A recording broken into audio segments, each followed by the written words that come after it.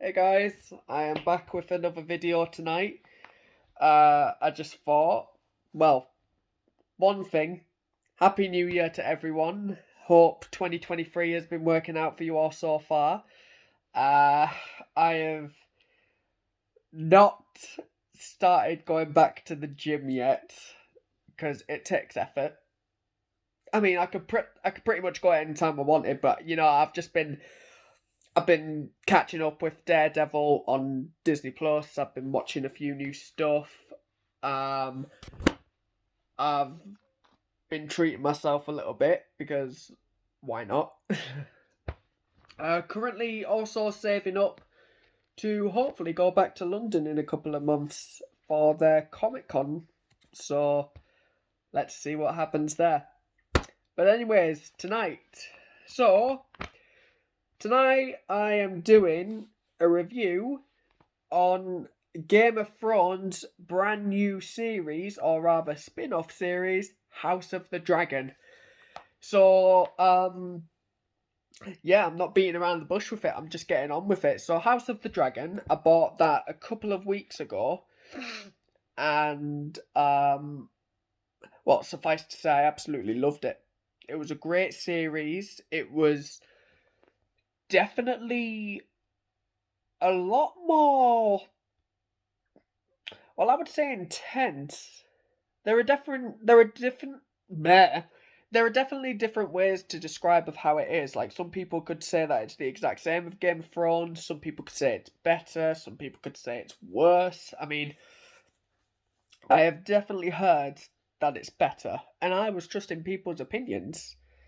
And I waited to watch it for a hell of a while. Like I can't remember when it went onto HBO or like Sky or whatever, because I don't have Sky. I am not that lucky. But no, I really waited a while to watch it. I heard about some of the cast members who were in it. Now, obviously, Matt Smith I knew was in it. So that was one of the reasons I want to watch him in it, because obviously I loved him in Doctor Who. He was a great actor, and to see where he's gone from Doctor Who to going into one of the biggest spin-off series that he could go into, I think that's really great of him. Um, Paddy Considine, who was in it, I know him mostly just from Hot Fuzz. That is literally the only thing I knew him from it. Um,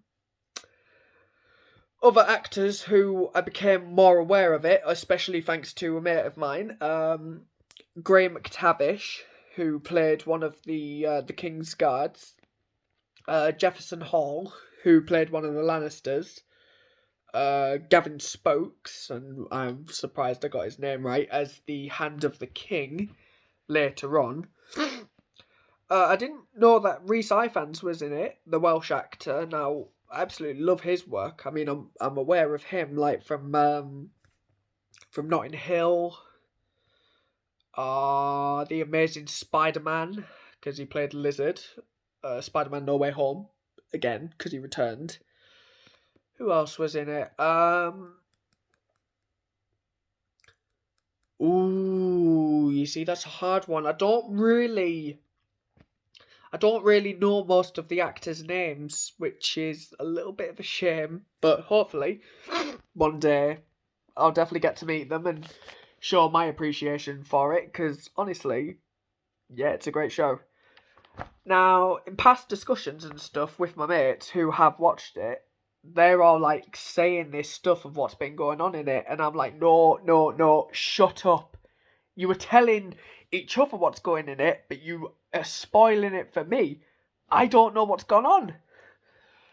Like, when I first saw the trailer for House of the Dragon, I was just like, I'm not sure. Excuse me. I wasn't completely sure about it. You know, I didn't know what to think. I was just like, okay, this is slightly intriguing, but will it be my cup of tea? That is a thing. Will it be my thing? Now, with similarities, obviously, you watch one thing, but then you watch another. is it going to be just as good? Especially if it is a spin off series. That's always the bigger question. Is the spin off series better or worse? Now, in this case, House of the Dragon, absolutely fantastic. Like I said, I loved it. Loved the cast members. There were obviously some stuff I was a little bit confused by, but I was warned about that. Like the big gaps in the years. Like there was the big, massive 10-year gap through. I can't remember what episode I think it was. I think it might have been episode 6 or something, because I know there were 10 episodes in it, same as Game of Thrones, what would have been like that. But no, all of the discussions that were going on between me and my mates, I was just like, right, guys, at least wait until I have watched the goddamn thing, and then we can start getting into bigger discussions. And here, presto, we actually did. Like, we had a few discussions about it, so it was pretty good to get into that. Finally knowing I'd actually watched the bloody thing. So it was really good to finally get into the discussion. But yeah, also another thing that really popped up for me in House of the Dragon. Now, Paddy Considine, I knew he was in it. I met him back in London a few months ago. I met Paddy. Obviously, I told him that I loved him in Hot Fuzz, because I did. He was great in it. It was really funny.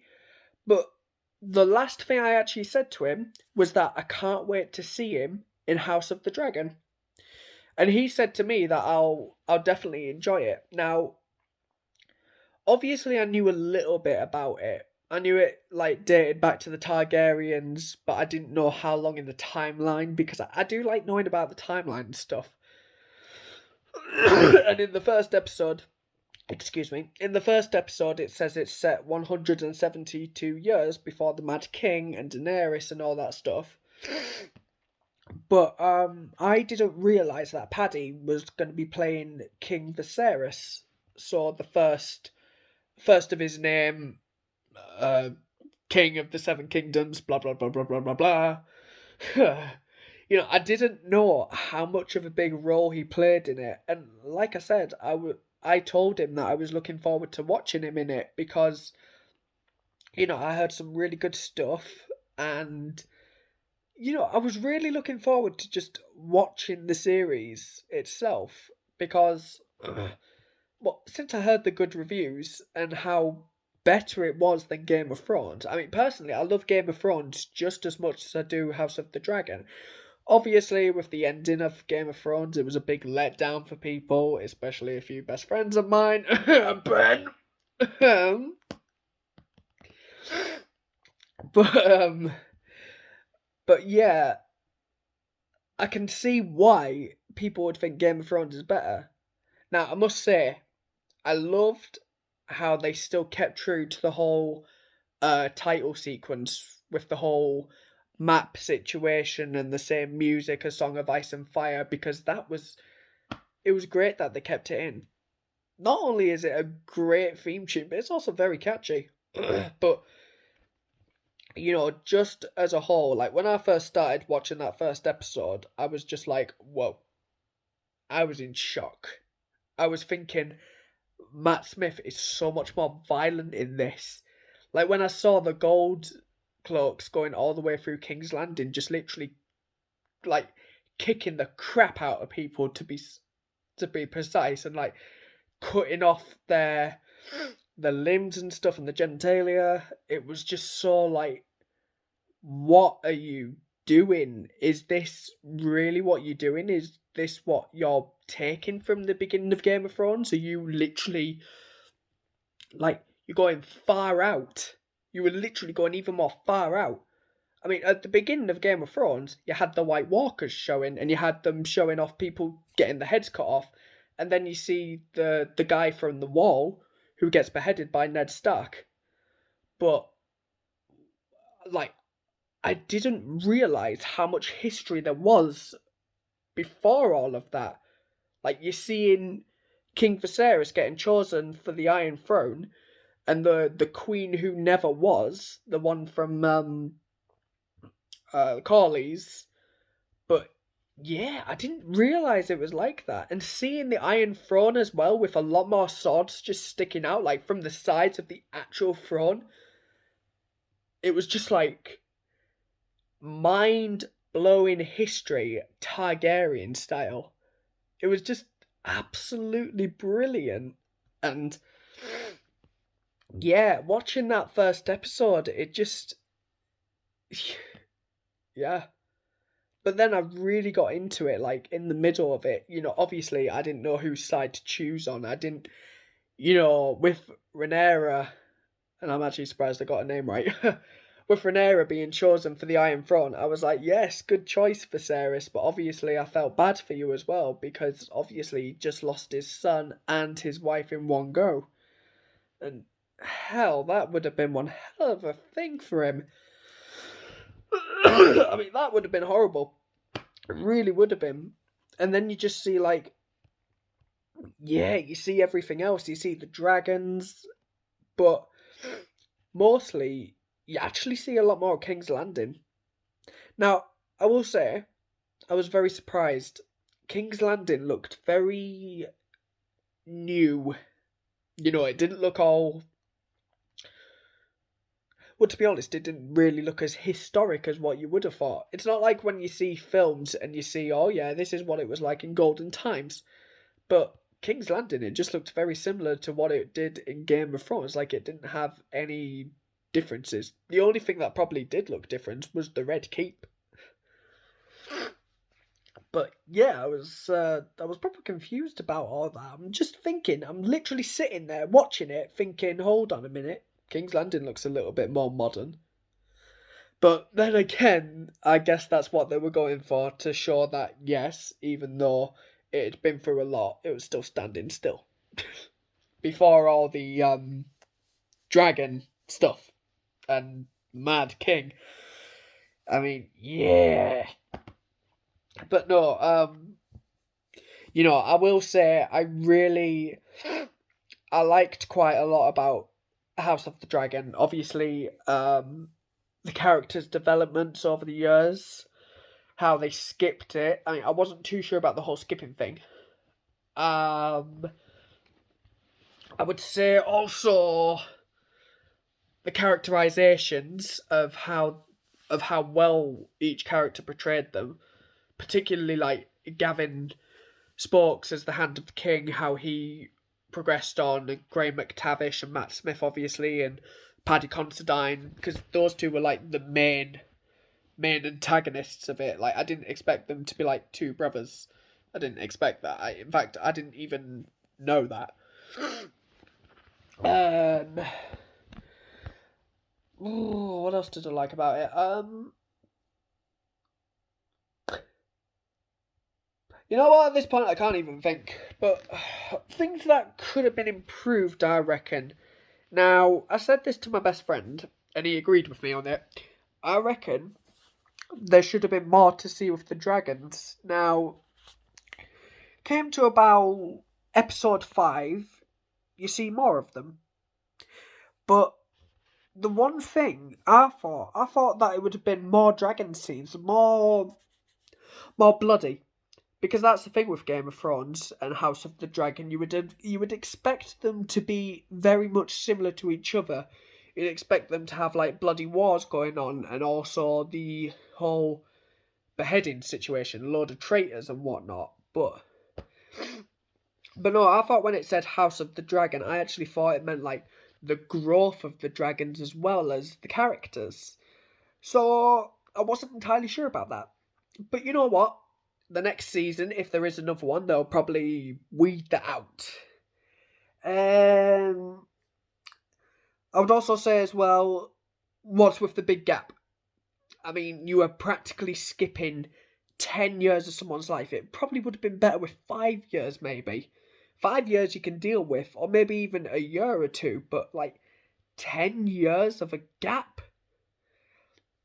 I mean, just like, yeah, talk about confusing. I mean, I knew it was coming, because obviously I've been pre-warned about it. I knew it was coming, and I knew it was going to be a little bit confusing. But I was just like, yeah. I mean, really, the only people who you see changing are Rhaenyra and Alicent and Viserys, who is just getting a little bit older along the face. And while everyone else is getting older, no, while certain people are getting older, some people are just staying the same. I mean, you had 15 years in total of that series. You barely see any of them aging. I mean, come on. If you were going to keep up with it, you would need to at least give them a little bit of age. Yeah, that bit was just really confusing. But no, what else could have been probably improved? There could have been more location. Like, obviously, they did have King's Landing as their main part, and then you also had Hightower too. No, you didn't have Hightower. No, you had the Corley's place. I can't remember what it was called.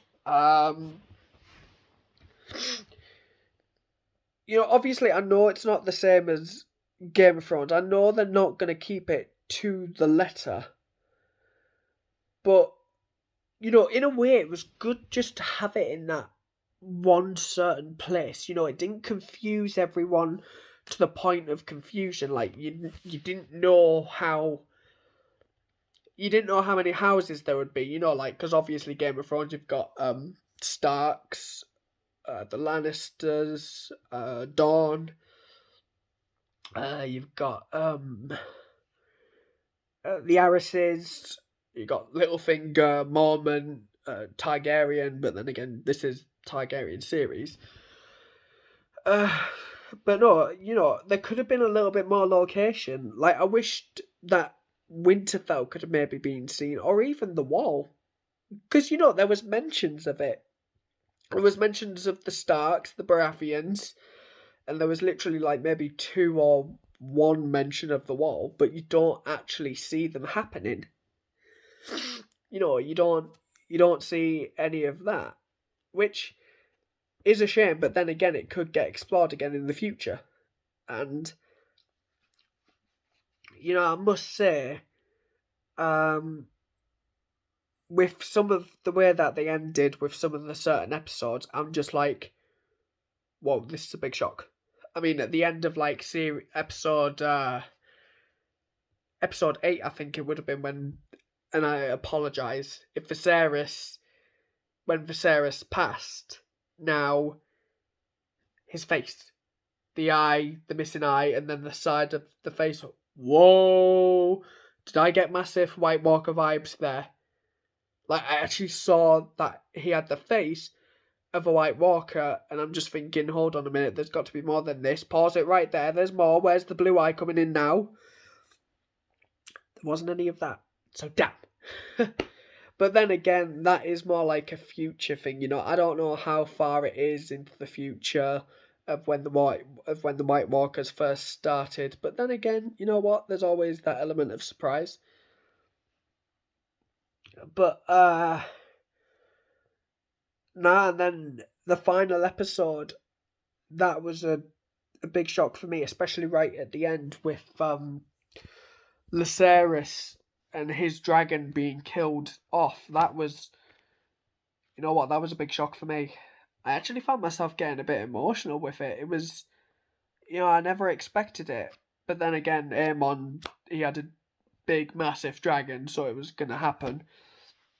And Aegon becoming the king, which, yeah, I'm definitely rooting for Queen Rhaenyra on this side. I'm rooting for her because those Hightowers, they're exactly like the Lannisters. You've got your similarity characters there. So you've got Hightowers who are like the Lannisters, and you've got that Larys bloke who's always there. He knows what's going on. He's got the whisper, and he's a little bit like Littlefinger as well with the whole plotting situation. He's a bit annoying actually with all of that, because you saw through Littlefinger in the end and he got killed off, so hopefully the same thing happens again.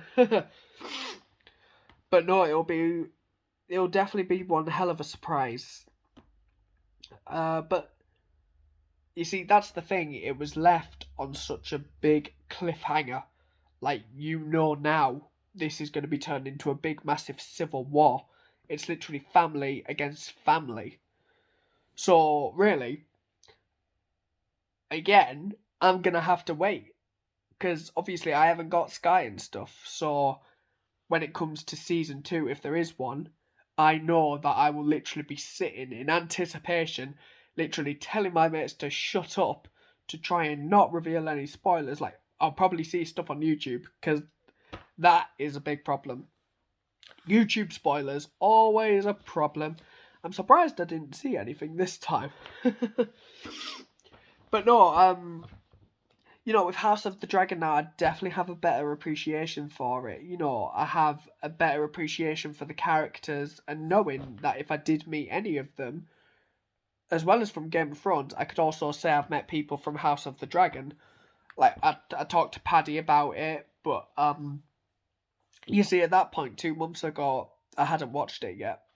So, if I ever got the opportunity to talk to Matt Smith, I would definitely discuss House of the Dragon with him. I'd tell him what I thought about it, about his character development, what he hopes to see from it, because obviously I don't know the history of the Targaryens. Like, I don't know who actually is the future father of the Mad King, who then is that person on the Iron Throne at that time. Are they a part of Rhaenyra's family, or are they a part of Aegon's? So, you've literally got one hell of a big mystery there. Like, I don't know how long House of the Dragon will go on for. Like, I reckon if they play the cards right, they could probably go on for like 6 seasons, or probably even more. They could probably do like 8 seasons of House of the Dragon like they did Game of Thrones, because there's always the cliffhangers. There will always be that cliffhanger that is literally getting you sitting on the edge of your seat, getting ready for it, knowing you can continue, and you're just like, yes, come on. So really, for the future of House of the Dragon, I'm looking forward to it. I really want to see what happens, and yeah, it'll definitely be worth the wait to see what there is coming up in the future, because this show, it's definitely going to go further. I can tell. It's going to get more exciting. There's going to be more dragon battles. There's going to be more competition for the Iron Throne. So really, I cannot wait to see it. So, I think I will call that the end of this video today, because obviously, there's only one season of House of the Dragon. I don't know how to go into full detail of it, but then again, for those who still watch these videos, who still enjoy them, I hope you enjoy this one. And if you haven't seen House of the Dragon, I do apologise for spoilers, but I also recommend it. It's a great show, it's got a great cast of members, and honestly, it's definitely worth the wait. If you didn't like the end of Game of Thrones, that's fine. You might find yourselves changing your mind after watching House of the Dragon. So, with that in mind, I will see you all in the next video. I haven't got an idea for it this time. I'm basically just spitballing here. But for future projects, I will definitely try and get more into my singing videos again, because I do want to jump into that again. Probably go into about the past or something of my last performances from back in college days or school days. I'll see what I can do. But for that, thank you to everyone who still watches. I hope you enjoyed this next video, and I will see you all in the next time. So, watch this space. Bye, guys.